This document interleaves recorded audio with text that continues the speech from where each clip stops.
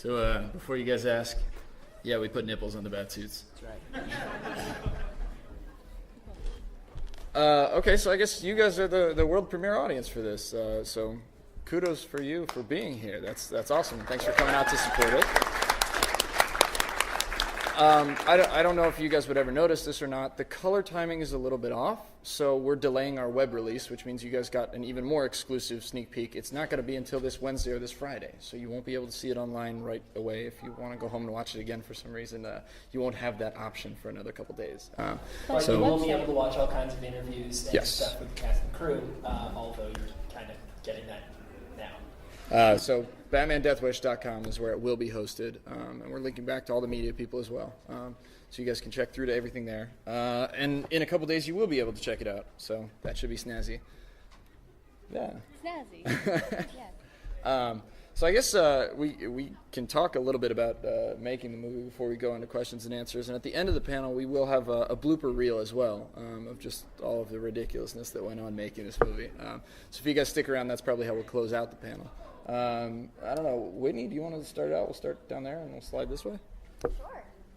I really have one story from the set, and that was that Matt and I made our cat suit summer of '07. Sounds a while right. ago. And that cat suit was really good to me. I wore it a lot. And She actually got in a car accident wearing this thing one time because she couldn't look over her shoulder, so she backed up into a tree. I was really into that suit, so it was good to me. I had to retire the suit on Batman Death Wish because beginning of the scene, I was supposed to be sitting on a barrel and getting out of my hand. The first take, it snagged on the barrel and the butt ripped out. So I had to finish the take with no butt. And that was retiring the cat suit that night. We had to go and Abby, who is just fabulous at working things in a pinch, she found a scrap of black fabric and we were able to fix it with a little bit of duct tape. So duct tape solves all, and I had to retire the suit that night. So working on maybe an Arkham City Catwoman for this San Diego Comic-Con, but sad story, but I'm happy that it went to a good cause. So that is my Death Wish story for the set. Abby? I don't know, there were a lot of stories of interesting stuff that happened on set, but most of the stuff you kind of had to be there for. So we'll answer questions if people have questions about making of the costumes, because I do that. That's my real job. Well, Abby and I have been friends since last Halloween, and we literally contacted her with less than a week to production to make the Poison Ivy, the Harley Quinn, and to be on set to sort of supervise and repair anything else that went into problems. So Abby did a phenomenal job coming out of the blue to save us, essentially. So, yeah. So I'll just give up. Yeah. I'll talk really briefly about the dry, boring, production-related details of this movie. It was shot over 4 days, which they were all night shoots. Pre-production was 2.5 weeks, which was kind of insane for something like this, honestly, because we also booked 6 locations. So, but it had to happen that way because I was on post-production on another a feature film, and when I approached Matt with the script, I said, well, we can do this, we could shoot for finishing everything in 2 weeks, or we'd have to wait 3 months. As you look at your non-existent watch. So, yeah, in 2 weeks, because my watch tells, like, it goes by It's weeks weeks, yeah. instead of, Helps you have yeah. time to look at your wrist.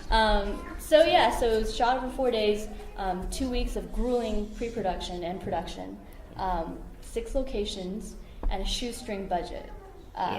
Yeah, shoestring, so, shoestring. I guess there's so much to say. Yeah, it was insane. We were running, I think, 18-hour days for 2 weeks straight trying to get this made. I mean, fan films sometimes take years and never go anywhere. So we said if we had momentum, let's do it and let's get it done. So we really did work our butts off nonstop for a little while. I don't know. It's all really open to questions. So I'll answer whatever you guys want to hear about it later on. But it was a fun project for us. This is the Batman we knew and loved as we were growing up. This isn't the New 52 with Damian running around, and this isn't the Adam West Batman. This was our generation's Batman. This is the way they showed it. So that's kind of what we wanted to honor. So Chris, I don't know if I have any interrupt. memorable stories, but I think my favorite moment is when we filmed a scene that had a 30-foot cooler in it. I didn't really come out of that cooler the whole time because the suits were so hot that they were like, it's time to film your scene, and I was like, I cannot hear you. But yeah, I helped work on the Robin suit, and I'd like to say everything on my Robin suit is to scale. Everything. Yes, so just don't ask those questions. All right. I just want to thank you guys for being here. Yes. Thank you for letting me be a part of this. Thanks for all your hard work. I was going to say one thing that was kind of funny about this. We're talking about how crazy it was, and we worked so hard, and it was so busy and so intense. It was so intense that they sent me the script, and I never read it. She didn't have time to. I didn't either. Chris, you and Matt should sort of describe the process of suiting up, because I think that's something that's a story in and of itself. Yeah. We could have made a move off of that, actually. Yeah, just it's not as easy as the beginning of Batman and Robin makes it look, where they're just like, shink, shink, shink, let's go. No. Putting on that Nightwing suit takes about 45 minutes just to get it on. 4 people and 4 ice It takes at least 2 people to get that suit on. And poor Batman was just dying. It was wearing the cowl. You would see sweat just dripping off of him nonstop, and he was hanging out in the cooler with Chris. And I feel bad for making everybody wear these things. When we say cooler, we mean it's like we shot at a brewery, and this was like a freezer for beer. It's a giant, I don't know, maybe So like 300 square foot freezer that was kept at 40 degrees, and all of our guys were hanging out in there comfortably. It wasn't like even slightly cold. It was just like, I can breathe. So Batman, Robin, and Nightwing in a freezer full of beer. Fighting crime, you know. Kind of makes Mr. Freeze more of an ineffective villain. Maybe next time. So I guess if we're going to be sharing memorable stories, then I've got one. We shot at one location with Harley and Nightwing that was about an hour away from where we all live, and it's a club, so it shuts down at I think it was shutting down at 2 a.m. that night. So We couldn't even start until 3. we couldn't even start shooting until 3 a.m. They had a big party that night, and they were closing out, and we said, okay, it's 2, can we shoot? And they're like, no, there's still people who are drunk inside. It's going to take us at least another hour, so we're all standing around holding gear But we told them not to clear up, so we had a whole bunch of free confetti lying everywhere. I was like, it's Joker themed. There you go. So we shot for a little bit with Nightwing, and then when it's time for Batman to get into his costume, Chris turns to me and goes, "We brought the bat cowl, right? Right?" So at 5 a.m. in the morning, drive back to Matt's place in essentially like downtown LA. But an hour back and then an hour there, and they're sitting around going, "Oh, what can we shoot? Well, we don't have the cowl." So there's a lot of extra. That's why there's a lot more footage of Nightwing in that scene. So we literally went to shoot without the mask. Of all the things to forget, we forgot the Batman mask. And Batman was not pleased, and guess who would hear about it? Sucker. I guess he nearly fell asleep on the freeway. Me. Yeah. Good story, though.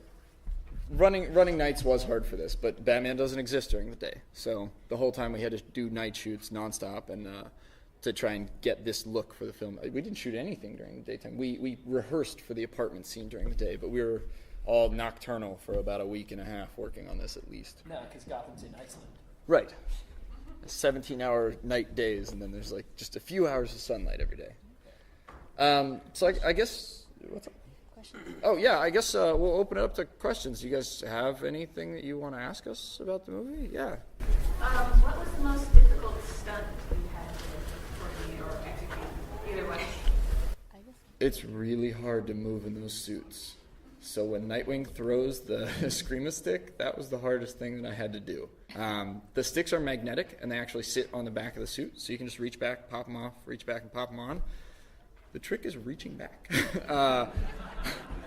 you'll see in the blooper footage, we do a series of claps, and every time I clap as Nightwing, I have to sort of jump to get my arms up high enough to clap. I mean, most people are like, "Hey!" For Nightwing, it's like.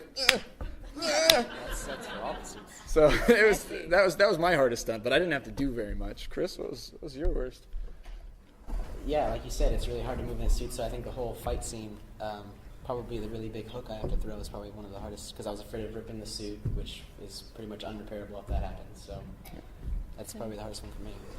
The plot twist with Batgirl is by design. It's funny how like the production details will sometimes dictate the story, and what we figured out at the very beginning was the person who was going to be most mobile would be Batgirl, or unknown assailants until the end. So that's why so many of the stunts are done by me, by the girl. But it wasn't so much like what was the hardest stunt, but it was the fact that we shot over 4 days and we had 3 fight sequences. So it was like the first day I felt great doing, running the fight sequences over and over again, but by day 2 I was in like a lot of pain and have to do like another fight sequence then and turn around within like 8 hours and do the third one. It was, by the third sequence I was running at like half speed and I was like popping Tylenol like every hour. So that would be the toughest part. It was the endurance aspect of it as opposed to like, fight complexity. Yeah, that's what I'll say. And dealing, I don't know if you were going to say it, but dealing with the syringes and sharps for close-ups was a little bit scary for me. It wasn't so much a stunt. I'm diabetic, so I inject myself every time I eat. So I'm used to syringes, but to have somebody actually take a syringe and try and hit a little pad about that big and not miss. Well, they're both wearing masks at night in the dark, with me shouting at them, "You're not going fast enough! Make it look angrier!" That was a little scary for me, but I mean, it's safety precautions. So I don't think we had any really big stunts because the bat suits sort of limit some of the movement. But the fight sequences were definitely hard on everybody. So I think I'm still healing from the little work that I did as Nightwing. Believe it or not, one of my toenails is. You don't want to know. We got injured is moral of the story. So, yeah. Yeah? Filming downtown LA at 3 in the morning where you get a lot of extras that in the film. No, but I don't think so. I mean, not that I've seen. No, everybody who was in the movie was kind enough to come out and volunteer. So all of the people that you see were actually our people. And if you take the time to rewatch it online, you'll see that a lot of the names for the thugs or goons or henchmen repeat. We had I think we had 2 guys who were nice enough to show up for all 3 nights of henchmen. And then we had other guys who were only able to show up for 2. We actually have one of our henchmen in the audience right here. If you guys remember the Scarecrow's goons who are in the heavy riot gear, he's the second one to go down. So he's the one who face plants. And, Beat up by a girl. Yeah. Well, actually, that was the Facebook post we put up to try to find henchmen. We said, "Who wants to come out for 2 nights and get kicked around by a little Asian girl?" We got so many. There on the rooftop scene, there's when Batman and I were on the roof, there was a helicopter that passed by. And we're like, "Oh, that's kind of cool." And then they came back. And we were just like, "Hey, how you doing?" And then I think that was pretty cool. Yeah, the audio that you hear in there, we dropped in some clips of helicopter noise, but a lot of it was actually from the night shoot because I think it was maybe a news copter or maybe a LAPD copter that just didn't have anything else to do. So they flew by and they're like, "Oh, there's lights on that roof." Wait. So we hear them go away, and we're all like, "Okay, just keep shooting." And then we're going in for some of the close-ups on Chris, and all of a sudden the helicopter gets a lot louder, and we're like, "Oh, hi." And Batman was standing there trying to be professional and ignore him, but of course the rest of us are all just being goofy, and Chris is trying to figure out whether to stand like Batman or whether to be Kid Robin, and he's kind of looking back and forth. I wanted to land there. In all fairness, we were in South LA. Yes. So no, we didn't get too many people off the street to just come in and volunteer.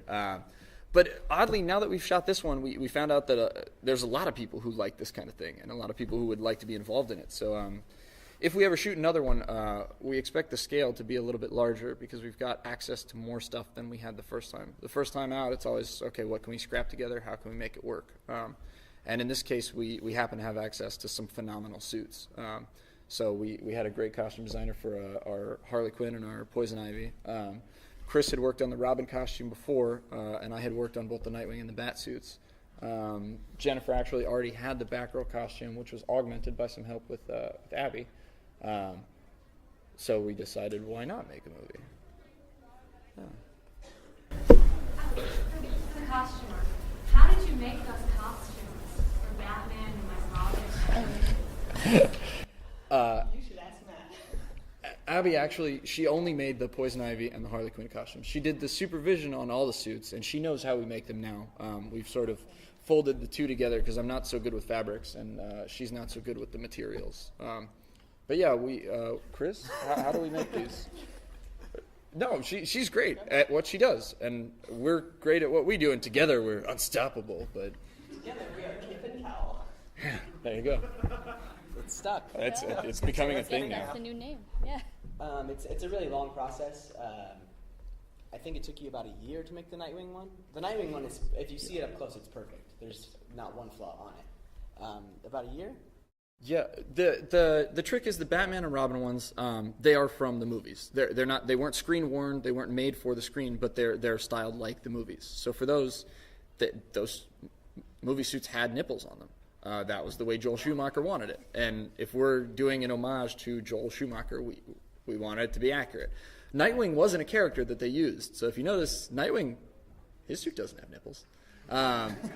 So the Nightwing suit was a little more complex than the rest, because with Batman and Robin, you can hide a lot with capes. But on Nightwing, you can't hide anything. So it's got this glorious urethane butt sculpted onto it that everybody can see when you walk around in it. It's not to scale.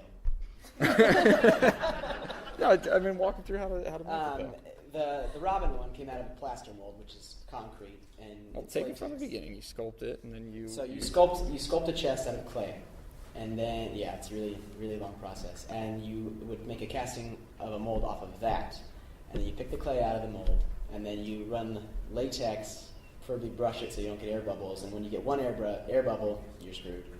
So you have to redo that, and then so it's latex out of a plaster mold. Once you get that, you have to trim it, smooth it, paint it. Then you have to get the neoprene undersuit, which is like a wetsuit, and you glue all the latex pieces or urethane pieces to that, and then you have to edge it, paint it, and then all the little details like the cape, the boots, the gloves, the mask. And making these things is slow. I mean, the Nightwing suit was something that I wanted to do for a while. I like Nightwing, so I was saying, okay, I want to make Nightwing. So I think all said and done, that just making the Nightwing suit took me about a year.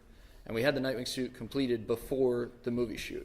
But when we decided, okay, let's make a movie, we realized we're only going to have one of each suit. So if stuff breaks, that's that. And we actually had a really difficult time auditioning for a Batman. We tried out, I think, 6 or 7 guys. And at one point, one of the guys managed to rip through the back of one of the thighs. And we couldn't. I mean, it's like we can't make another one in time. We have to fix this one. So we found out all about neoprene glues and emergency patches. And if you look really closely at the scene where they're climbing the ladder, you can see it splits open again. So Batman's bat bottom wasn't covered so well. But it was the nature of the business. If we do it again, hopefully we'll have time to make some stunt pieces that we can really throw in so they can actually do real stunts and make it look good. But hopefully it wasn't too much of a problem that we only had one of each suit. I think they turned out okay. Yeah. So to answer your question, slowly. Very slowly. Also, Matt's apartment smells like glue and latex all the time. Yeah. Does anybody else? Questions? Sure. Yeah, sure. So, what are your hopes for Death Wish? You spent a lot of time and energy and money, and congratulations to cast and crew, but what are your wildest dreams for that project? Well, the nice thing is we didn't spend that much money, and we didn't have that much time. Again. Shoestring. I mean, we literally made this for less than what a low-budget 15-second commercial would cost. This was like pennies. We made every dollar stretch a lot farther than we thought we ever could. We begged, we borrowed, we got stuff for free. So it wasn't a lot of time. Well, I guess it was time. It wasn't so much money. But we had always sort of talked about doing more of these. Maybe it's something that we'd considered. But for now, we wanted to make a fan film that people would enjoy, something that people could go online and check out and see. And I mean, what did you guys think that we would get out of this? Well, the hope is, of course, that it'll go viral. The thing about Batman fan films, if you go online and you look at, if you search YouTube, you see that it's kind of all over the board in terms of hit count. Some of them do wildly good with just like one scene and like 2 characters, and some of them that have like so much production value poured into it are just like not racking up the hits somehow. So the hope is to go viral, but we are going to be buttressing that hope with as much promotion as possible. We this panel is going to is really good for us because we get to see your reaction and gauge like how well it'll do. But we also have some contacts at like the Jace Hall Show, Nerd Reactor, Angry Koala Gear now, and so we'll be doing hopefully like interviews, try to get people interested. So hopefully when you Google like Batman Death Wish in a little bit, you'll be able to read, not in a little bit, but within a week, you'll be able to read like some behind the scenes stuff and interviews and things. So yeah, I'm just trying to build a little fan base. Yeah, I don't know what the internet is, so I missed out on like half of it. You guys think I'm kidding. I don't have a Facebook or anything. Matt lives in 1989. When I was asked to be brought on the project, I was so happy that it was happening because it just made sense. Everyone has... Was it better than Catwoman Electra? Better. From high school. Catwoman That was a high school Just project. YouTube Catwoman Electra? This is a... Not YouTube. This is a panel, not time for inside jokes, Matt. It seems like we had these great resources at hand, like costumes, all interested in film, got a few actors, and it seemed like we hadn't really made the most of these resources yet, so I was so happy that finally we were doing something with that. It just made sense. It was the right thing to do, you guys. Thank you. Good for us. And beyond, if this never really gets off the ground, to be honest, like we're all really tight and we're all friends, and this was a chance to build really good memories and like get closer and like share an ordeal essentially. So it'd be great if it did well, but if it doesn't, I don't think any of us regret doing this. Yeah, I hope not. Yeah, sometimes you do things because you can, and you do things because you want to. So I guess Wildest Dreams, yeah, people would love it. We'd get fan feedback. We'd have people check it out on YouTube and maybe talk to us through the website and say, hey, this was great. I love to see the Bat family the way it was. With Nightwing wearing red doesn't do it for me personally. And Damian is just kind of a jerk. So they're doing a lot of cool things with DC, but I mean that wasn't what I read when I was a kid. That wasn't my Batman. My Batman was kind of a little shinier and had a whole family of allies that he could work with. So I think it'd be cool to get people saying the same, like, hey, the Joel Schumacher movies had potential. They could have been good. And that, if we keep making that one light on the projectors, really, every now and again, I'm like, wow, right. But it would be cool to have people support that and maybe get a chance to make a few more of these. We have kicked the idea around for making some more, and with luck, maybe that'd happen. I think that's about Wildest Dreams. So, yeah. Does anybody else have questions, or, yeah? We know she makes costumes, but what do the rest of you do when you're not making a fan film? There you go. Xbox. Yeah. I'm an actor, and I'm also working on a comic book. So I'm also a student. Abby? No. She says, I make costumes. That's what I do. I'm a costume designer for film and theater and kind of whatever, although it's been, Matt and company have sort of been pulling me slowly into this Comic-Con business of just making superhero costumes, and it's rather a lot of fun. I'm actually a full-time producer. I did Batman Death Wish with Matt and this awesome team right in between like the wrap of production on a feature film I did called Dead Inside and like when post-production started. So it really was just a 2-week gap. So when I'm not doing this, I'm doing other stuff like this. trying to stay sane. I wander the streets. That's how I met him.